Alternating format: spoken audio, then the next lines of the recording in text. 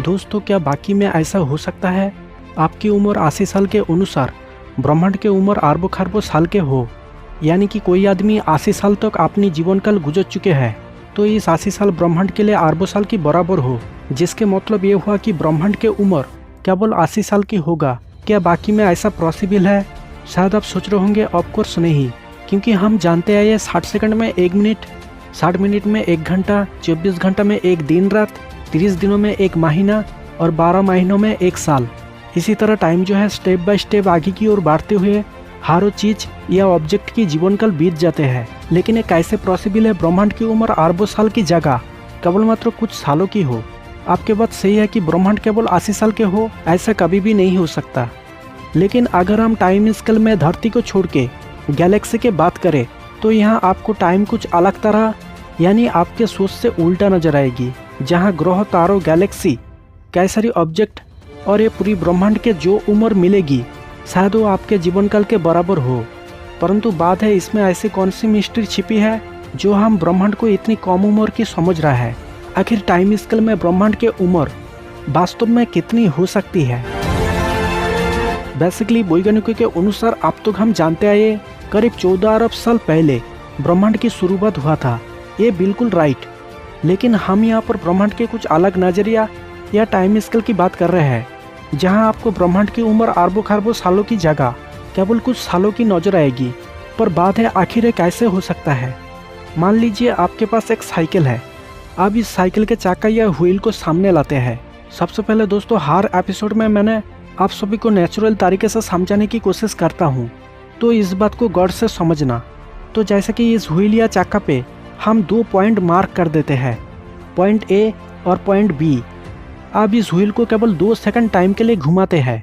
जब आप इसे घुमाते हो तो अब आप यहाँ पर देखेंगे 2 सेकंड में पॉइंट ए ज़्यादा दूर तक ट्रैवल की है, लेकिन पॉइंट बी उसी टाइम के अंदर थोड़ी सी जगह पर ट्रैवल कर पाया है, जो कि यहाँ पर दोनों पॉइंट के ट्रैवल करने की टाइम इक्वल है, परंतु डिस्टेंस अलग अलग। अगर हम पॉइंट ए को यूनिवर्स माने और पॉइंट बी को हमारी जीवन काल माने तो यहाँ पर टाइम स्केल में हमारी पूरी जीवन काल के अंदर ब्रह्मांड को कई गुना ज़्यादा साल तक जीते हुए दिखेगी। सेम उसी तरह यूनिवर्स के लिए भी कुछ ऐसा ही है। जैसे कि हम पहले जाना 12 महीने में हमारे लिए 1 साल होती है, जो कि इस टाइम को हमारी खुद के अनुसार बनाया गया। 1 साल जिसके मतलब सूरज के चारों ओर पृथ्वी एक चक्कर पूरा कर पाना। बेसिकली किसी भी प्लानट के लिए साल तभी होती है जब वो प्लानट उसके स्टार के चारों ओर एक चक्कर पूरा कर पाते हैं। धरती पर 365.25 दिन हमारे लिए 1 साल होती है। उसी हिसाब से अगर हम बात करें मार्स यानी मंगल ग्रह की, तो सूरज के चारों ओर मार्स के एक चक्कर पूरा करने में पृथ्वी के टाइम के अनुसार 687 दिन लगती है, जो कि ये मार्स के लिए हमारी आधार पर होती है 1 साल। जहां 1 साल मतलब पृथ्वी के 365.25 दिन और मार्स के लिए 687 दिन। इसे कैलकुलेशन करके देखा जाए तो सूरज के चारों ओर मार्स के एक ऑर्बिट पूरा करने के अंदर पृथ्वी पर तो 1.9 ईयर्स यानी करीब 2 साल बीत चुके। ब्रह्मांड में हम जितने भी स्टार, प्लैनेट, गैलेक्सी, जो भी ऑब्जेक्ट की जीवन काल मापते हैं वो सभी पृथ्वी के टाइम स्केल के ऊपर डिपेंड करके। सोचिए मार्स पर जब 1 साल पूरा होती है तब पृथ्वी के लिए होती है करीब 2 साल। ऐसे में अगर आपकी उम्र पृथ्वी पर 20 साल है तो मार्स पर पैदा होने पर आपकी उम्र 10 साल की होती, जो कि दोनों ही टाइम इक्वल, बट डिफरेंस केवल मापने की। जैसे कि एक साइकिल की व्हील की तरह, जिसे थोड़ी सी घुमाने पर सेम टाइम में ए और बी पॉइंट की ट्रैवल करने की जो डिफरेंस, पर यह था पृथ्वी के टाइम स्केल के आधार पर। लेकिन अगर हम इसके विपरीत यानी मार्स के टाइम स्केल की बात करें तो मार्स के टाइम स्केल के अनुसार पृथ्वी की उम्र 450 करोड़ की जगह 235 करोड़ साल होती है और सूरज की 260 करोड़ साल। इसके अलावा हमारी मिल्की वे गैलेक्सी की शुरुआत 13.60 अरब साल की जगह 7.15 अरब साल होती, पर मार्स के टाइम से 12 गुना ज़्यादा डिफरेंस होगी जब हम जुपिटर को सामने लाएंगे। तो जुपिटर को सूरज के चारों ओर एक ऑर्बिट पूरा करने में पृथ्वी के टाइम के अनुसार 12 साल लग जाते हैं। मतलब जब जुपिटर में 1 साल होती है तो पृथ्वी पर 12 साल बीत जाते हैं। ऐसे में आपकी उम्र 20 साल के अनुसार जुपिटर पर केवल 1.5 साल होगी और पृथ्वी की उम्र 450 करोड़ साल की जगह 37 करोड़ 50 लाख साल और ब्रह्मांड के शुरुआती समयकाल 11 अरब 17 करोड़ साल होगी। अगर जुपिटर से भी दूर की ग्रह प्लूटो की बात करें तो सूरज के चारों ओर प्लूटो को एक चक्कर पूरा करने में पृथ्वी के टाइम के अनुसार 248 साल लगते हैं। और हमारी सोलर सिस्टम के सबसे दूर की ग्रह सैटर्न, इसके एक साल पृथ्वी के 11,000 साल के बराबर होगा। इसी तरह आप धरती से जितनी दूर जाते रहोगी, धरती के टाइम स्केल के अनुसार आपके पास टाइम उतनी बढ़ते रहेगी। अगर आप 80 साल के हो चुके हो तो वही उम्र सैटर्न ग्रह पर आपके पैदा होने पर केवल कुछ दिनों की होती। परंतु अब तक हम टाइम स्केल को लेकर जो भी बात किया वो केवल हमारी सोलर सिस्टम में मौजूद प्लैनेट को लेकर। अब हम बात करते हैं सोलर सिस्टम से बाहर हमारी सूरज के साथ मिल्की वे गैलेक्सी की। पर सूरज के टाइम स्केल के बारे में जानने से पहले हमें जानना जरूरी होगी सूरज कौन सी चीज़ की परिक्रमा करती है। बेसिकली हम जानते हैं किसी भी प्लैनेट हमेशा उसके स्टार के चारों ओर ऑर्बिट करते हैं और स्टार अपनी गैलेक्सी के सेंटर के चारों ओर चक्कर काटते हैं। गैलेक्सी में मौजूद ग्रह तारों और कई सारी ऑब्जेक्ट परिक्रमा करने की वजह है ग्रेविटी।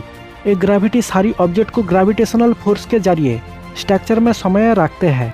हर गैलेक्सी के सेंटर में एक विशाल बड़ी ब्लैक होल होती है जिसके ग्रेविटी के कारण हर ऑब्जेक्ट सेंटर की परिक्रमा करती है। हमारी मिल्की वे गैलेक्सी के सेंटर में भी एक विशाल बड़ी ब्लैक होल है और इसके मास 40 से 50 लाख सूर्यों के बराबर है। बेसिकली सूरज जब मिल्की वे गैलेक्सी के चारों ओर एक ऑर्बिट पूरा कर पाते हैं तो वो सूरज के लिए होती है 1 साल, जिसे कॉस्मिक ईयर या गैलेक्टिक ईयर कहा जाता है।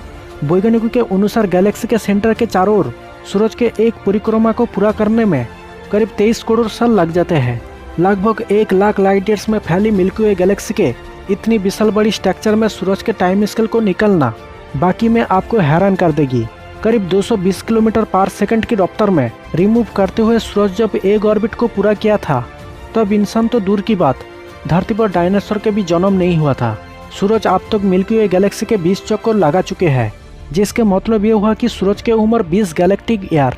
सूरज के इस गैलेक्टिक ईयर के ऊपर अगर हम कैलकुलेशन करके देखें तो धरती के 16 गैलेक्टिक ईयर और ब्रह्मांड की उम्र बनती है 60 गैलेक्टिक ईयर, जो बाकी में जैसे कि हैरान कर देने वाले साज।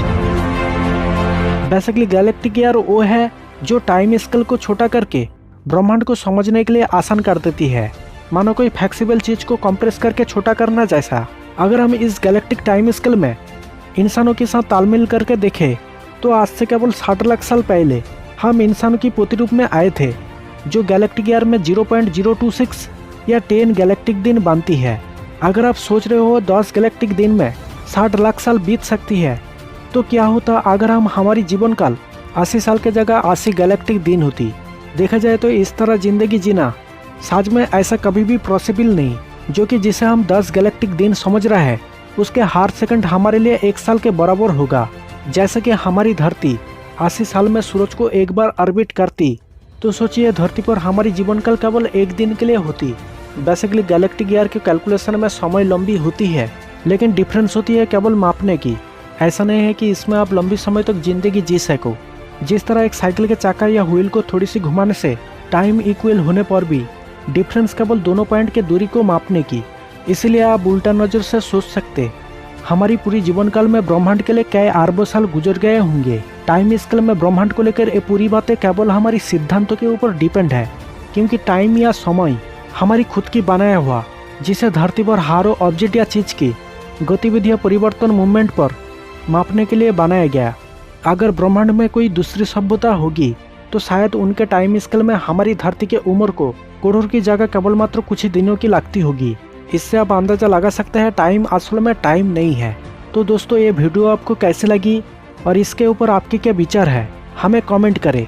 साथ में वीडियो को लाइक शेयर करते हुए हमारी चैनल को सब्सक्राइब करना ना भूले। दोस्तों मैं मिलूंगा फिर से और एक नई साइंस वीडियो के साथ।